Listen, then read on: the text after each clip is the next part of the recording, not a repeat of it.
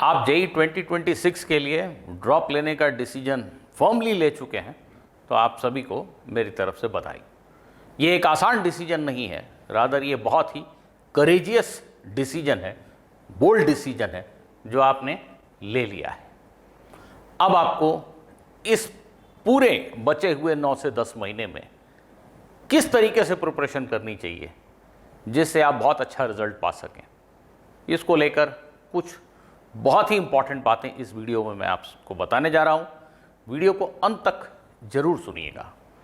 अंत में मैं आपको अपने कोर्सेज के बारे में भी बताऊंगा जो आपके लिए बेनिफिशियल हो सकते हैं। इस वजह से वीडियो को अंत तक जरूर देखिएगा। जिन लोगों ने ड्रॉप लेने का डिसीजन लिया है उसमें मोस्टली 2 तरह के स्टूडेंट होते हैं। एक, जिनके बेसिक्स थोड़े तो ठीक हैं, कुछ तो पढ़ाई की है उन्होंने और जेई मेन में शायद 80 परसेंटाइल, 90 परसेंटाइल या 95 परसेंटाइल तक स्कोर किया हुआ है। 96, 97 परसेंटाइल वाले भी कुछ ड्रॉप लेते हैं। और कुछ ऐसे स्टूडेंट होते हैं जो दूर दूर तक जेई मेन के रिजल्ट में दिखाई नहीं देते, जिनके परसेंटाइल काफ़ी पीछे हैं और वो लिटरली उन्होंने बोर्ड एग्जाम के अलावा जेई मेन के लिए कभी कुछ पढ़ा ही नहीं था। तो दोनों तरह के स्टूडेंट्स को एड्रेस कर रहा हूं मैं। मेरी बात अंत तक जरूर सुनिए, आपको बहुत फ़ायदा होने वाला है। सबसे पहली चीज़, आप किसी भी कैटेगरी के स्टूडेंट हो, चाहे 95 परसेंटाइल वाले हों या 60 परसेंटाइल वाले हों, आपके मन में एक चीज़ जो अच्छे से बैठ जानी चाहिए वो ये है, आपका टारगेट जेई मेन जनवरी अटेम्प्ट नहीं है, आपका सही टारगेट होना चाहिए अप्रैल अटेम्प्ट। जनवरी जेई मेन को क्रैक करने की होड़ में बच्चे अक्सर सिलेबस को फिर से इन डेप्थ अंडरस्टैंडिंग के लिए नहीं पढ़ पाते। वो अगले 6 से 7 महीनों में सिलेबस ख़त्म करने की धुन में लग जाते हैं और उनकी अंडरस्टैंडिंग फिर से उस लेवल पे नहीं जा पाती कि वो एग्ज़ाम में बहुत अच्छा करके आ सकें। तो चाहे आप जिस कैटेगरी के भी स्टूडेंट हो, आपको ड्रॉप ईयर में हमेशा सोचना चाहिए कि मैं अप्रैल अटेम्प्ट के लिए प्रिपेयर कर रहा हूँ। अभी से अपने पेरेंट्स को, रिलेटिव्स को, फ्रेंड्स को, सबको बता दीजिए कि देखो मेरे जनवरी अटेम्प्ट के रिजल्ट को देखकर हंसना मत, मैं तैयारी अप्रैल अटेम्प्ट के लिए कर रहा हूँ। जनवरी अटेम्प्ट के कल अगर एग्ज़ाम है तो आज भी मैं उस एग्ज़ाम के लिए नहीं पढ़ने वाला, मैं जैसा रेगुलर पढ़ाई कर रहा हूँ वैसा ही पढ़ता रहूँगा। हाँ, एग्ज़ाम जरूर दे के आऊँगा एक मॉक टेस्ट की तरह, पर टारगेट अप्रैल है। इससे होगा ये कि आपको सीधा 3 महीने ज़्यादा मिलते हैं। एक मेंटल प्रेशर आपके ऊपर से हट जाता है कि समय बहुत कम है। 3 महीने ज़्यादा मिलने से आप हर कॉन्सेप्ट को, हर सब्जेक्ट को थोड़ा बेहतर समय दे पाते हैं, उसको ठीक से समझने की कोशिश कर पाते हैं। और साथ में जो स्टूडेंट्स आईआईटी ही जाना चाहते हैं उनके लिए तो ये और भी ज़रूरी है, क्योंकि आईआईटी की प्रिपरेशन तो लास्ट के 3 महीनों में नहीं की जा सकती। आपको अभी से जिस टॉपिक को भी आप पढ़ रहे हैं उसको एक सर्टेन लेवल पे तो लेके जाना ही होगा, ऑलमोस्ट जेई एडवांस के लेवल पे लेके जाना होगा। इसी तरीके से अपनी प्रिपरेशन को मार्च तक करते रहना होगा, अप्रैल तक करते रहना होगा। तो उसी प्रिपरेशन के साथ आप जेई मेन को भी देंगे और उसके 1 महीने बाद आईआईटी के एग्ज़ाम को भी देंगे, तभी एक्चुअल में रिजल्ट आ पाएगा। अदरवाइज सिलेबस जल्दी ख़त्म करके जनवरी अटेम्प्ट में कुछ कर लेते हैं, उसके बाद जेई एडवांस के लिए पढ़ेंगे, इस थॉट के साथ अगर आप जाएंगे तो आपके रिजल्ट में इम्प्रूवमेंट होने की मुझे तो कम से कम कोई गुंजाइश नहीं दिखती। मेरा अनुभव ये कहता है कि इम्प्रूवमेंट नहीं के बराबर होता है। इक्का दुक्का एक्सेप्शंस हो सकते हैं, उनकी बात मैं नहीं कर रहा हूँ, बट इन जनरल बल्क में स्टूडेंट्स को जो मैं देखता आ रहा हूँ सालों साल से, इम्प्रूवमेंट नहीं हो पाता और उसकी सबसे बड़ी वजह यही होती है। Target April attempt. Then second most important thing that you need to realize is you have to focus on 22 questions, not on 3 questions. What does it actually mean? मैं जेई मेन के कॉन्टेक्स्ट में अगर 1 minute बात करूं, same बात JEE advance के लिए भी एप्लीकेबल है, पर जेई मेन के कॉन्टेक्स्ट में बात करूं तो हर सब्जेक्ट में, फिजिक्स के सब्जेक्ट में 25 क्वेश्चन आपसे पूछे जाने वाले हैं।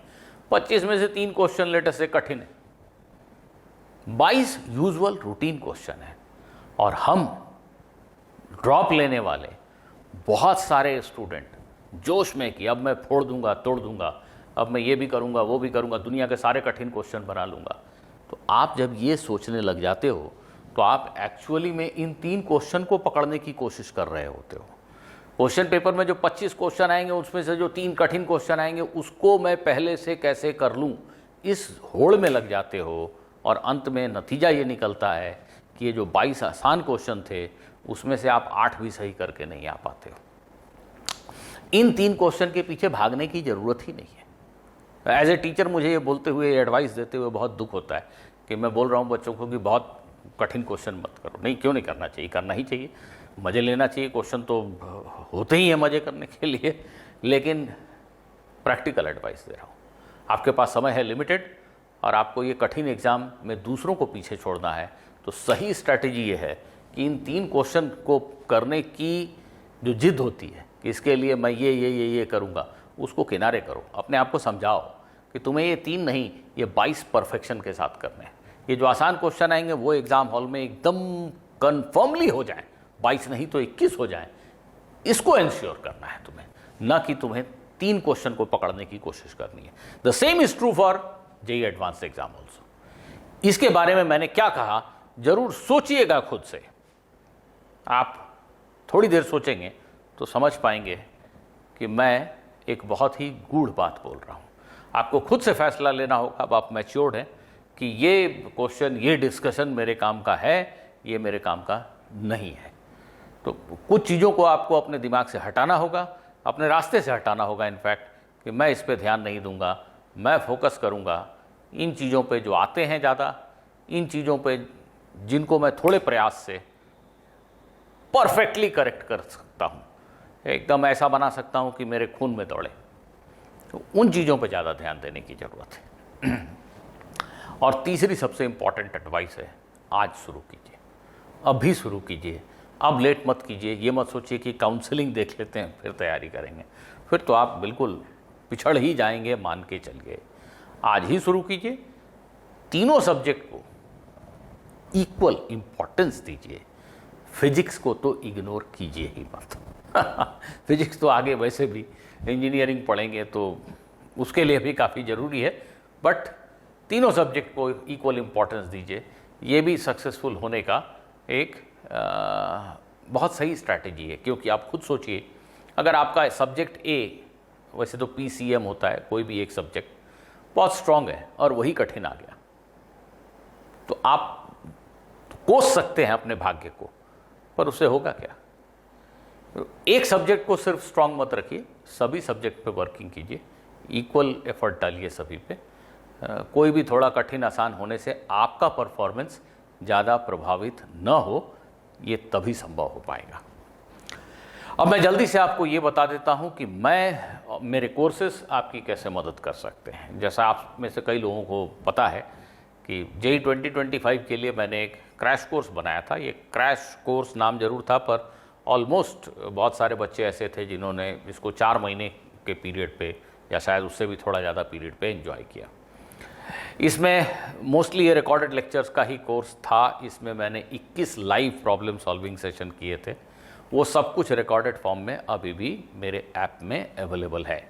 ऐप को डाउनलोड करने के लिए लिंक डिस्क्रिप्शन बॉक्स में दिया हुआ है।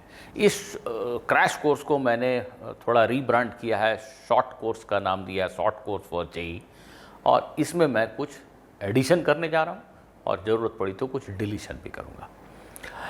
कुछ नए वीडियोस इसमें ऑफ कोर्स डाले जाएंगे। इसमें अभी जो कंटेंट है वो जेईई मेन से लेके जेईई एडवांस लेवल तक काफ़ी कुछ कवर करता है।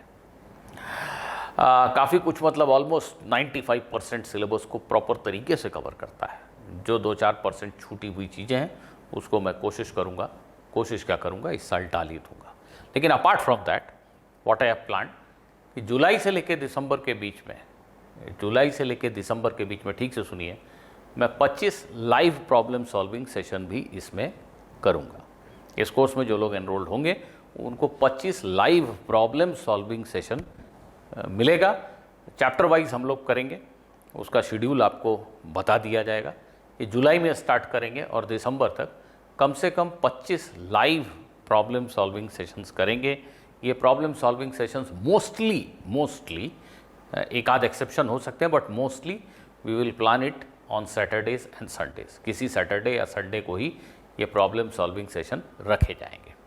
उसके बाद जेई मेन अप्रैल अटेम्प्ट के तुरंत बाद 10 और लाइव सेशन मैं करूंगा जेई एडवांस के लिए। जेई एडवांस्ड के लिए प्रॉब्लम सॉल्विंग के 10 लाइव सेशन। तो ओवरऑल अभी जो उसमें कंटेंट है उसमें 35 लाइव सेशंस आप और जोड़ लीजिए। इसके अलावा कुछ वीडियोस ऑब्वियसली जैसा मैंने कहा कि कंप्लीटनेस के लिए जहाँ जहाँ मुझे ज़रूरी लगेगा उसके लिए मैं उसमें ऐड करूँगा। तो आप इस कोर्स के साथ आपके पास कोई भी एक ढंग की किताब हो तो आप खुद से प्रिपेयर कर सकते हैं। आप किताब पढ़िए, जहाँ जहाँ तकलीफ़ है इस कोर्स में डेफिनेटली आपको कुछ ऐसा कंटेंट मिलने वाला है जो आपके डाउट को, आपकी समस्याओं को दूर कर देगा। बट फिर से रिपीट कर दूं, ये बेसिकली रिकॉर्डेड लेक्चर का ही कोर्स है जिसमें मैंने जैसा कहा 25 live problem solving sessions till दिसंबर, जिनका लेवल जेई मेन से जेई एडवांस लेवल का होगा, और उसके बाद अप्रैल के बाद 10 और लाइव सेशन जो डेडिकेटेड टू एकदम जेई एडवांस होंगे। एक और खुलासा आपको कर दूं, नहीं तो कुछ लोग हमेशा कन्फ्यूजन में ही रहते हैं। अगर आपको बहुत हाई फाई क्वेश्चन चाहिए, जेई ओलंपियाड लेवल के क्वेश्चन चाहिए, दिस दैट, तो ये सब डिस्कस नहीं होंगे इन लाइव सेशंस में, फुल स्टॉप। ये लाइव सेशन एकदम 100% जेई के लिए है। इसके अलावा कुछ भी एक्सपेक्ट मत कीजिए इसमें से। मैं अपने अनुभव के आधार पे जेई के लिए जो मुझे एकदम परफेक्ट चीज़ लगती है, JEE Main to advance level, इसका लेवल जेई मेन से कभी लो नहीं होगा और जेई मेन से थोड़ा ऊपर ही होगा, बल्कि जेई मेन से जेई एडवांस लेवल तक हम चलेंगे दिसंबर तक, और आफ्टर अप्रैल तो ऑब्वियसली सब कुछ एडवांस्ड ही हो जाएगा। जिन स्टूडेंट्स को बिल्कुल, जिनका बेसिक मतलब जिन्होंने पढ़ाई करी ही नहीं और वो ड्रॉप लेना चाहते हैं और वो भी मुझसे कुछ हेल्प चाहते हैं, उनके लिए 2 तरह से मैं आपको हेल्प कर सकता हूं। मेरे ऐप में एक ड्रॉपर बैच के ड्रॉपर कोर्स के नाम से भी कोर्स है, पर उस कोर्स में मैं कोई लाइव क्लासेस वगैरह कुछ नहीं ले रहा हूं। अलग से वो कोर्स जो मेरे 11th और 12th के बच्चों को मैं पढ़ाता हूं, बस वो क्लासेस आपको भी अटेंड करने को मिल जाएंगी, फुल स्टॉप। वहाँ जो असाइनमेंट मिलते हैं वो असाइनमेंट आपको भी मिल जाएंगे। तो जिन स्टूडेंट्स को बिल्कुल ही मतलब बहुत कमज़ोर हैं और उनको लगता है कि उन्हें बेसिक से ही पढ़ना है, तो वो 11th के बच्चों के साथ अगर पढ़ने का मतलब जो झिझक होती है उसको अगर हटा सकते हैं तो बिल्कुल उसमें आ सकते हैं। 11th और 12th, 11th में तो कोर्स अभी काइनेमेटिक्स शुरू ही हुआ है, पर 12th में हम करंट इलेक्ट्रिसिटी तक कर चुके हैं। तो वो करंट इलेक्ट्रिसिटी तक का पोर्शन आपको रिकॉर्डेड लेक्चर के फॉर्म में अलग से दिया जाएगा, और उसके बाद आप ऑफकोर्स लाइव क्लासेस कर सकते हैं 12th के बच्चों के साथ। उस बैच में कई अच्छे बच्चे हैं, बहुत सारे अच्छे बच्चे हैं, आपको अच्छा लगेगा। तो जिनको एकदम बेसिक से चाहिए वो 11th-12th के बच्चों के साथ क्लास कर सकते हैं, उसके लिए वो जेई ड्रॉपर का जो कोर्स है उसको ज्वाइन कर सकते हैं।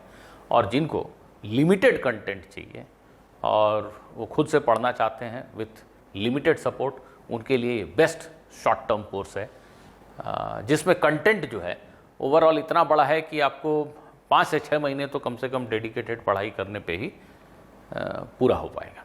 और ये कोर्स अभी मई महीने में काफ़ी सस्ता प्राइस पे अवेलेबल है। जून से इसकी प्राइस काफ़ी बढ़ जाएगी, काफ़ी मतलब काफ़ी बढ़ जाएगी। अब कितनी बढ़ जाएगी मैं आपको नहीं बता रहा हूँ, but it will rise like anything, and I mean it, because इसमें कंटेंट काफ़ी रिच कंटेंट है और काफ़ी एक्सटेंसिव कंटेंट है। तो जिन बच्चों को थोड़ा लिमिटेड सपोर्ट चाहिए, जो थोड़ा सेल्फ स्टडी पे ज़्यादा रिलाई करना चाहते हैं, उन सब के लिए ये एक बेहतरीन ऑप्शन हो सकता है। या ऐसे हर स्टूडेंट के लिए जो अभी जहाँ पढ़ रहे हैं उस सपोर्ट से संतुष्ट नहीं है और उनको लगता है कुछ एक्स्ट्रा मिले, उनके लिए भी ये काफ़ी वाजिब कीमत पे बहुत ही बेहतरीन ऑप्शन हो सकता है। तो ज़रूर इसकी तरफ देखिएगा, और मेरे उन 3 एडवाइसेस को ज़रूर याद रखिएगा, उसको कभी मत भूलिएगा। मिलते हैं अगले वीडियो में।